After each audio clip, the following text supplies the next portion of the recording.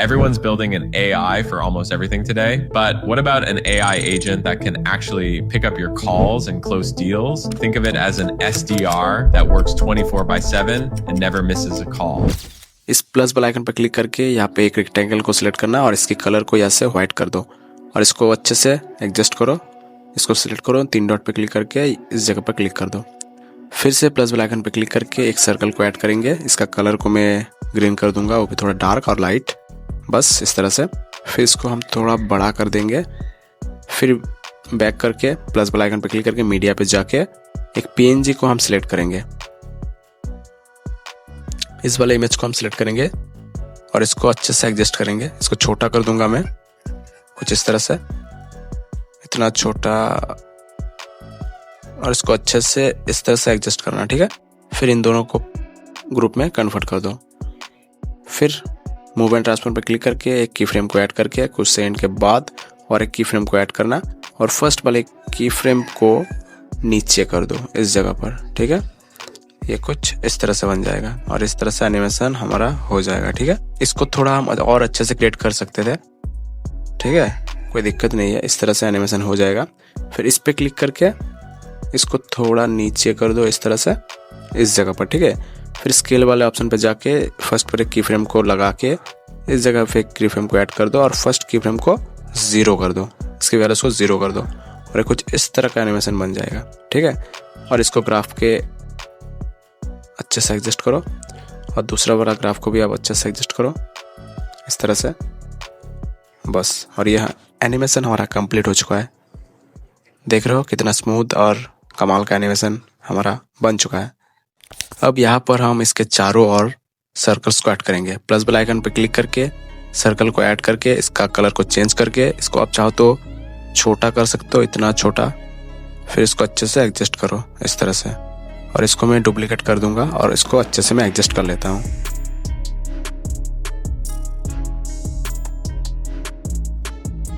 जितना अच्छे से आप इसको एडजस्ट कर पाओगे उतना अच्छा आपके लिए होगा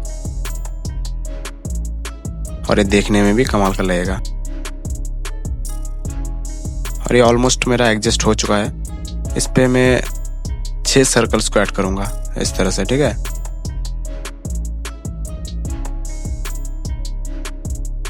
और इसको बहुत अच्छे से एडजस्ट करना कुछ इस तरह से।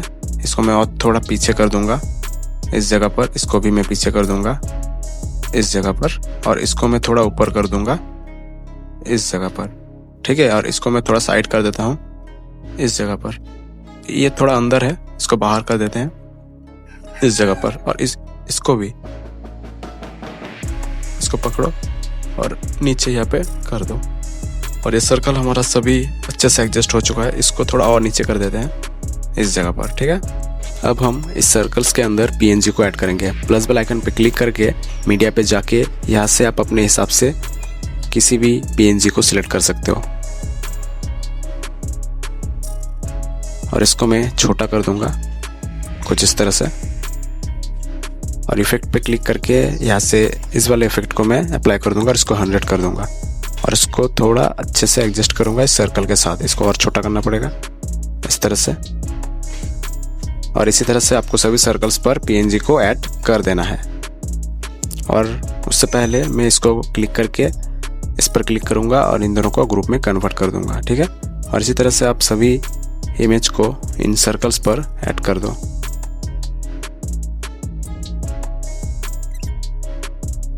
हमने सभी PNG को सर्कल के साथ अच्छे से एडजस्ट कर दिया, ठीक है। और ये हमारा कंप्लीट भी हो चुका है। अब हम क्या करेंगे, इस सर्कल्स पर एनिमेशन को ऐड करेंगे। फर्स्ट इस पे क्लिक करो, मूवमेंट ट्रांसफर पे क्लिक करके की फ्रेम को ऐड करके इस जगह पे और एक की फ्रेम को ऐड कर दो और इसको फर्स्ट की फ्रेम पे जाके इसको अंदर कर दो इस तरह से। और ये हमारा कुछ इस तरह का एनिमेशन बन जाएगा। और इसको ग्राफ यहाँ से चेंज कर सकते हो आप, ठीक है। और इस तरह से सभी सर्कल्स को आप एनिमेशन में कन्वर्ट कर देना। और ये हमारा कुछ इस तरह का एनिमेशन बन जाएगा, देख सकते हो आप। और इस पे की फ्रेम को मैं ऐड करना भूल गया था और ये कुछ हमारा इस तरह का एनिमेशन बन जाएगा। और हमारा लास्ट वाला जो ग्रुप है, फर्स्ट ग्रुप, इसको पकड़कर एकदम ऊपर लेके चले आओ इस तरह से, और ये नीचे से बाहर आ जाएगा और ये एनिमेशन हमारा कंप्लीट भी हो चुका है। ठीक है, और ये एनिमेशन देखने में उतना मज़ा नहीं आ रहा, इसको थोड़ा और लेवल अप करते हैं। चलो, तो इस पर क्लिक करो, ओपेसिटी पर क्लिक करो, यहाँ पे की फ्रेम को ऐड करो और कुछ सेकंड के बाद और एक की फ्रेम को ऐड करो और फर्स्ट की फ्रेम को 0 कर दो और ये एनिमेशन कुछ इस तरह का हमारा बन जाएगा। और इसका ग्राफ को भी आप अपने हिसाब से एडजस्ट कर लेना। ठीक है, और इस तरह से आप सभी सर्कल्स के साथ ओपेसिटी को यूज़ कर सकते हो।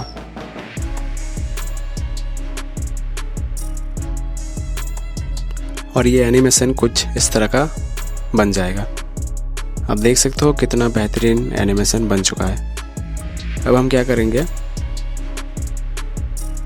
इस जगह पे आके प्लस बेल आइकन पर क्लिक करके ऑब्जेक्ट एलिमेंट पर क्लिक करके नल को यूज़ करेंगे और इस नल के साथ सभी को अच्छे से एडजस्ट कर देंगे, सभी को कनेक्ट कर देना। ठीक है, नल के साथ इस पर क्लिक करो, यहाँ पे क्लिक करो, नल के साथ कनेक्ट कर दो। मैं सभी को फटाफट कनेक्ट कर दूंगा इस तरह से।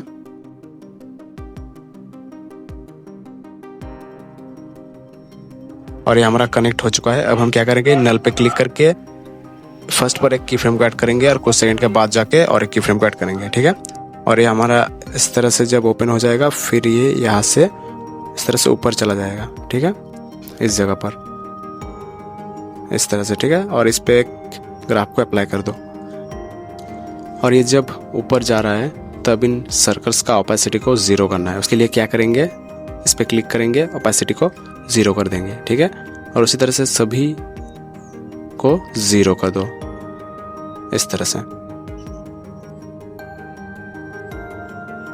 और ये कुछ हमारा इस तरह का बन जाएगा। जब ये बाहर निकलेगा और जब ये ऊपर जाएगा तब ये इस तरह से गायब हो जाएगा। ठीक है, अब हम प्लस वाला आइकन पर क्लिक करके वेक्टर ड्राइंग को सिलेक्ट करके यहाँ से यहाँ तक और यहाँ तक एक शेप को ड्रॉ करना। ठीक है, और इसको क्या करो, इसको यहाँ से इसको इस तरह से कर दो और इसको मैं थोड़ा रोटेट कर दूंगा। ठीक है, और इसको आप अपने हिसाब से एडजस्ट करना इस तरह से। और मैं इसको कुछ इस तरह कर दूंगा इस जगह पर और इसको बैक करके कलर को हाइड कर दो और इसकी शैडो एंड बॉर्डर को इनेबल कर दो। ठीक है, और इस पे एक इफेक्ट को अप्लाई करेंगे, ड्राइंग प्रोग्रेस। ठीक है, इस पे क्लिक करो और इसको 0 कर दो, फर्स्ट ब्रेक की फ्रेम को ऐड कर दो और कुछ सेकंड के बाद इसको 100 कर दो और इसके ग्राफ को यहाँ से अप्लाई कर दो बस। और ये कुछ इस तरह का बन जाएगा। और ये बन जाने के बाद प्लस बेल आइकन पे क्लिक करना और यहाँ से एक शेप को सिलेक्ट करना और इसकी कलर को यहाँ से आप अपने हिसाब से चेंज करना। ठीक है, और इसको थोड़ा बड़ा कर देते हैं इस तरह से और एडिट शेप पे जाके इसको कुछ इस तरह से एडजस्ट करो। ठीक है, और इसको 35 कर दो इसका रेडियस को और इसको इस तरह से पकड़ो और इस जगह पर अच्छे से एडजस्ट करो और फर्स्ट पर एक की फ्रेम को ऐड करके कुछ सेकंड के बाद और एक की फ्रेम को ऐड कर दो और फर्स्ट वाले की फ्रेम पर जाके इसको नीचे कर दो कुछ इस तरह से। और यहाँ पे एक ग्राफ को भी अप्लाई कर देना। इसको थोड़ा हम आगे कर देते हैं। ठीक है, इस जगह पर हम इसको कर देंगे और ये एनिमेशन हमारा कुछ इस तरह का बन जाएगा।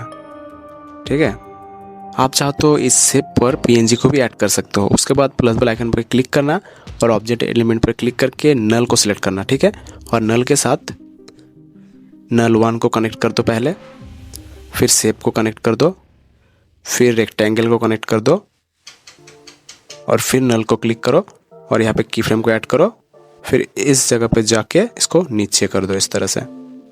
ठीक है, इस तरह से नीचे कर दो और आप चाहो तो अपने हिसाब से ग्राफ को भी एडजस्ट कर सकते हो। और जैसे ही ये हमारा नीचे जाएगा ऊपर से एक टेक्स्ट आएगा इस जगह पर। ठीक है, इस जगह पर हम एक टेक्स्ट को यूज़ करेंगे। प्लस बेल आइकन पे क्लिक करके टेक्स्ट पे क्लिक करके यहाँ पे टाइप करना थिंक और इसका फॉन्ट अपने हिसाब से एडजस्ट कर सकते हो और इसका कलर तो आपको पता ही है कौन सा कलर देना है। ठीक है, और इसको मैं थोड़ा और बड़ा कर दूंगा इस तरह से। ठीक है, और इसको एडजस्ट करना एकदम अच्छे से एडजस्ट करना इस तरह और इस पे फर्स्ट पर एक की फ्रेम को ऐड करके इस जगह पर की फ्रेम को ऐड करो और इसको ऊपर कर दो कुछ इस तरह से, और इसके ग्राफ आप अपने हिसाब से एडजस्ट करो। तो पहले आप सभी टेक्स्ट को अच्छे से यहाँ पे टाइप करो और अच्छे से एडजस्ट करो कुछ इस तरह से। और ये हमारा सभी टेक्स्ट कंप्लीट हो चुका है, ठीक है। और ये टेक्स्ट एनिमेशन कुछ हमारा इस तरह का बन जाएगा। और आप चाहो तो इसकी ओपेसिटी को भी यूज़ कर सकते हो। मैं एक काम करता हूँ, टेक्स्ट पर ओपेसिटी को यूज़ करता हूँ। इसको 0 कर दो पहले, और कुछ सेकंड के बाद ये 100 हो जाना चाहिए, ठीक है, इस तरह से। और ये कुछ हमारा इस तरह का एनिमेशन बन जाएगा। और इस तरह का एडिटिंग सीखने के लिए इस चैनल को ज़रूर सब्सक्राइब करना। इससे भी बेहतरीन और कमाल का एडिटिंग मैं आपको आगे सिखाने वाला हूँ।